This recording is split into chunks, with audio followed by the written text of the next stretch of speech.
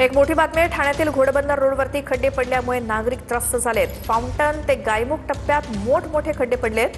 त्यामुळे वाहन चालकांची मोठी कसरत होतीये. खड्डे चुकवण्याच्या नादात घोडबंदर रोडवरती अनेक अपघात होत आहेत. मीरा भाईंदर महानगरपालिका आणि राज्य सरकारमधील वादाचा फटका हा मधल्यामध्ये प्रवाशांना बसतोय.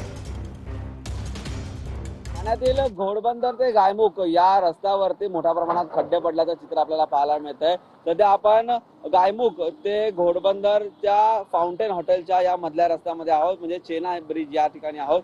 या ठिकाणी भले मोठे खड्डे पडल्यात आपल्याला पाहायला मिळत आहे. जवळपास 7 ते 8 फूट हे खड्डे असून या ठिकाणी येणाऱ्या वाहन चालकांना याचा मोठ्या प्रमाणात त्रास आहे तो सहन करावा लागतोय. आपण पाहतोय की दिवसभर या ठिकाणाहून अनेक जड अवजड वाहनं आहेत ती जात असतात. मोठ्या प्रमाणात अवजड वाहनांची या ठिकाणी वर्दळ आहे ती पाहायला मिळते.